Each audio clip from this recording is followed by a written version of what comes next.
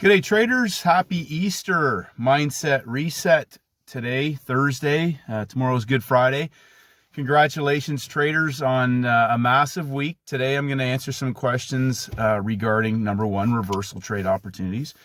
And we're also going to talk about scalable 5-star best trade setups. And today we had three of those really, but two textbook perfect playbook opportunities. I'm going to talk about the importance of understanding those weekly templates. This week was literally as good as templates can get. In several sessions, we had opportunities in Asia. We had larger 5-star parabolic opportunities in the London session, first red day opportunities. We had first red day opportunities in the New York session that were scalable in size. So first of all, just talking about Bill Lipschutz. Bill Lipschutz was known as the Sultan of Currency. And one of the quotes that I often recite to myself and I share on the community posts is Bill Lipschutz saying, if most traders would learn to sit on their hands 50% of the time, they would make a lot more money.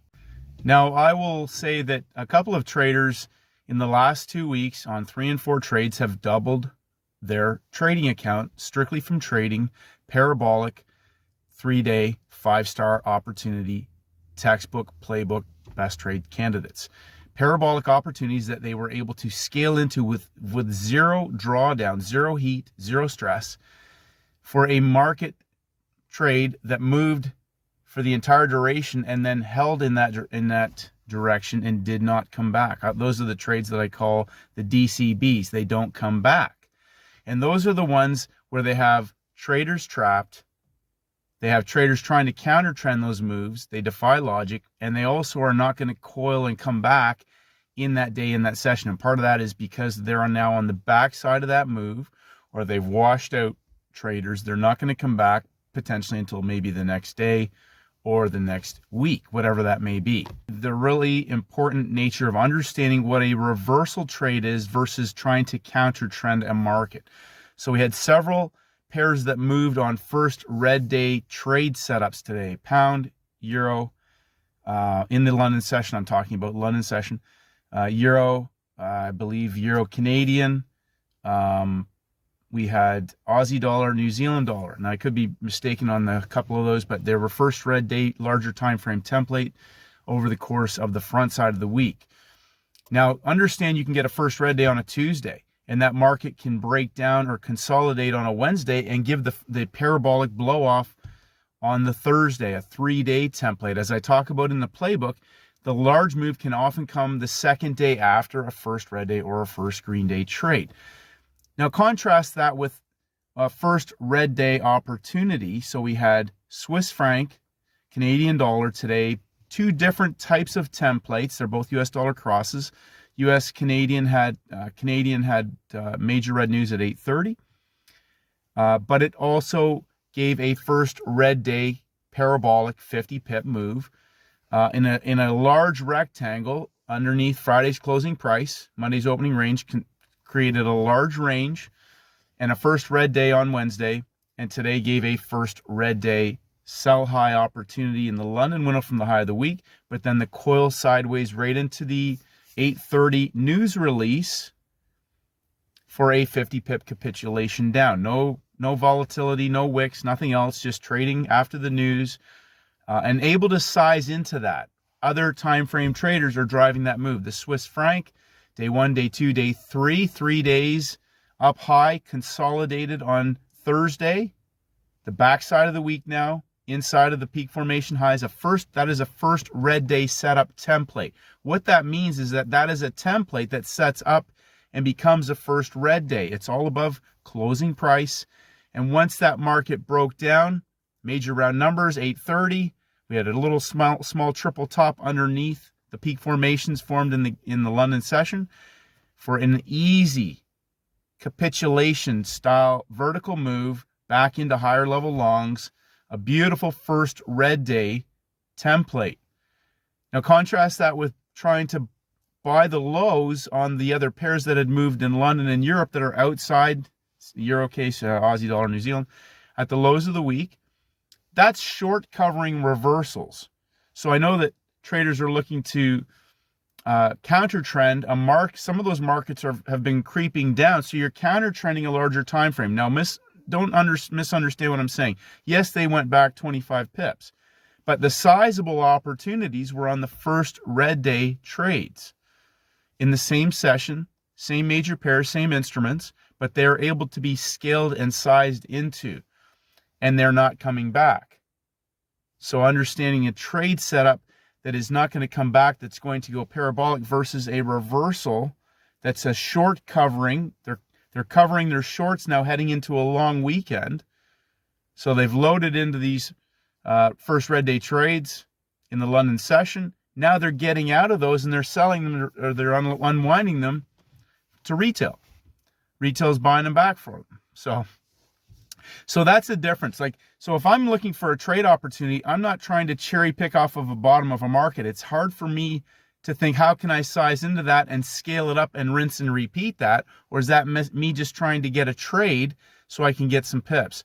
I would rather sit on my hands and wait and only identify the parabolic opportunities. So contrasting a 1-star versus a 5-star, where I don't have to get invested into the market, I can actually size into something. I can add in, I can put a starter in, I can add into that. It's coiling. I have all my time frames lined up and it goes vertical, but I also have the confidence that I don't have to panic to get out. I can slowly take profits as that market is working its way down, and the likelihood of it coming back today, heading into a long weekend, it might come back tomorrow, as they may trade into the end of the London session tomorrow. I'm not sure how that will go, or if they'll even be trading. The futures markets are closed tomorrow. But those template trade setups, you only need 1 or 2 of those in the week. We've had half a dozen of them to significantly compound your account. So again, my objective is not to try and go to the market every day and find a trade. I'm looking for playbook best trade setups that are 90-10 opportunities that I can actually put size on.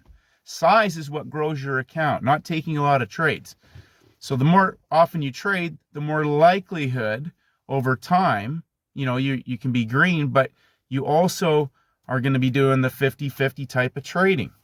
So my goal and my objective is to only focus on the trade setups that make me money.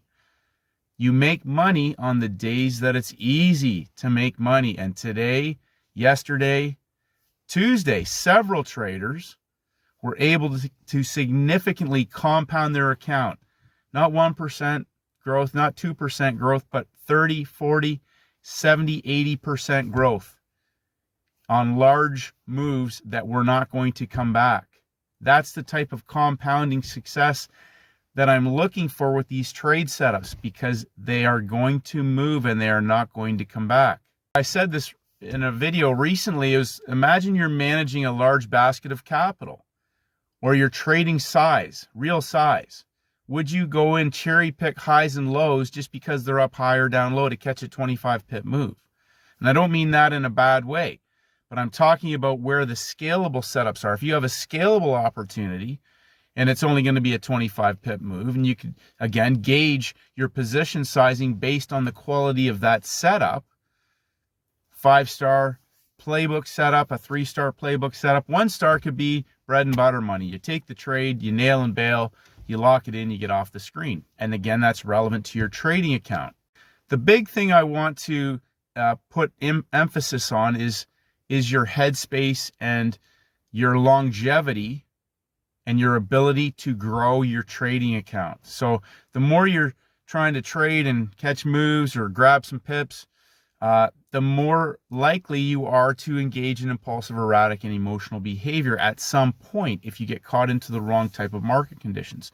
The more you just reproduce the rinse and repeat templates and identify in the session that you're trading if we have a scalable opportunity driven by other time frame traders, a first red day, a first green day, a day zero opportunity that is scalable and has the potential to now go on a range expansion and not come back.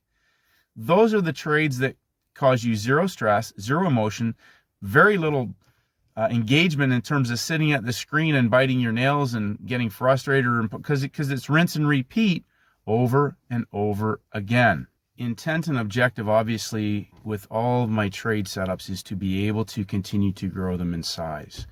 And size is important. If you're thinking about not limiting yourself, then you have to approach the trading that is going to be easy for you to make money. So the trade setups that are easy to make money on. What that means is not trying to trade a market, but looking for the template models that give me my best trade candidates.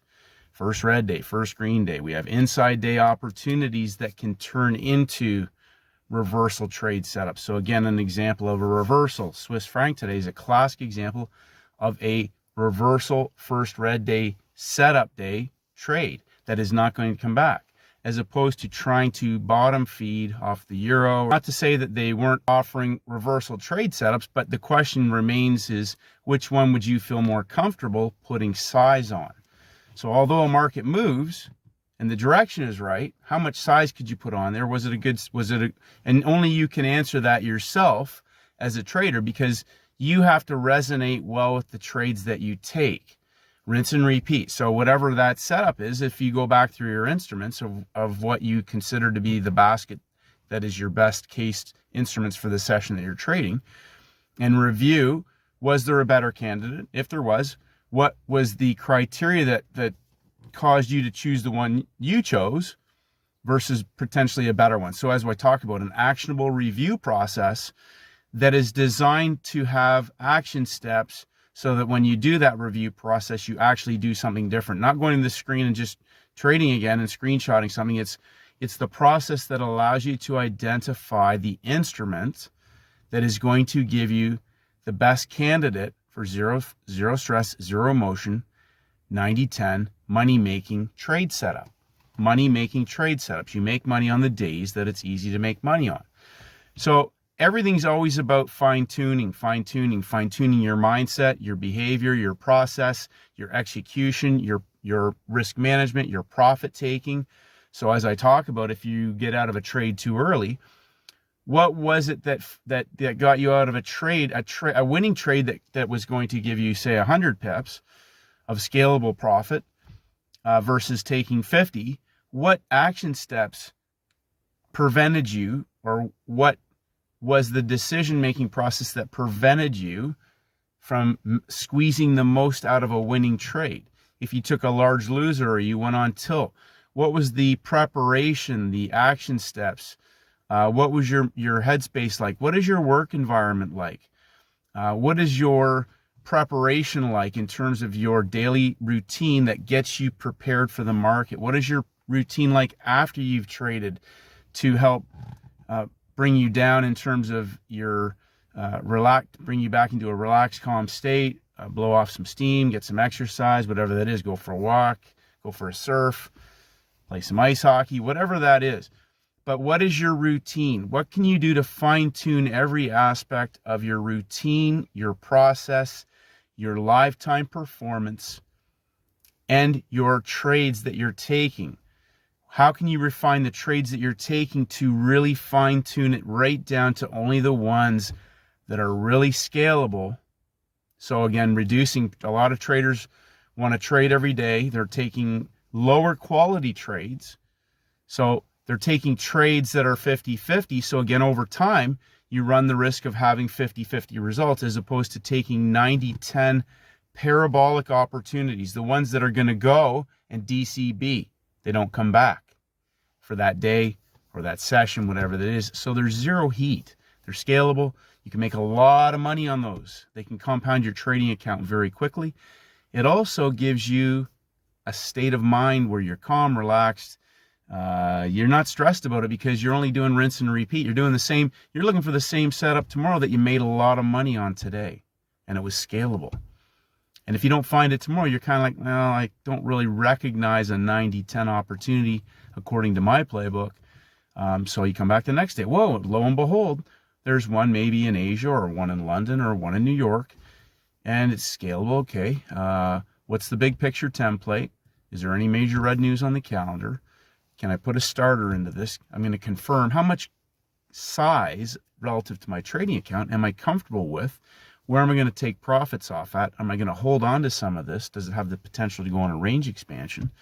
How much can I make out of a winning trade? How much can I maximize out of a winning trade on this day in the template, front side, back side, in the Monday to Friday week? If I'm going to be wrong on this trade, what's the first area that would indicate that I am definitely wrong and I cut the trade? What's the maximum amount of money that I'm prepared to lose on this trade?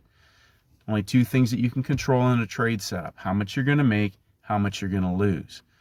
So the more you fine tune things in every aspect of not only your routine, your process, your daily life, your surroundings, your work environment, your after trading routine, your actionable review process, your headspace, your wiring, your beliefs in how successful you can be, how big you can grow this, how far you want to take it, how much you're comfortable trading and managing in a live time.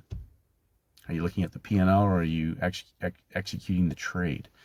All those little things, because that's what will enable you to consistently get 1% better every single day. And that is always the goal in all of it, 1% better every single day. So congratulations, traders. Absolutely huge couple weeks. And I just wish everybody a safe and healthy holiday weekend. Good Friday tomorrow, no trading for me. And I'm still not sure about Monday. We'll see what I think the equity markets are open on Monday.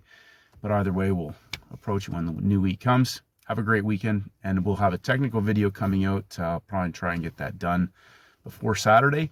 And we'll cover some of these templates. Beautiful opportunities, just incredible. Again, scalable 5-star opportunities. Have a great day, traders, and may the markets go with you.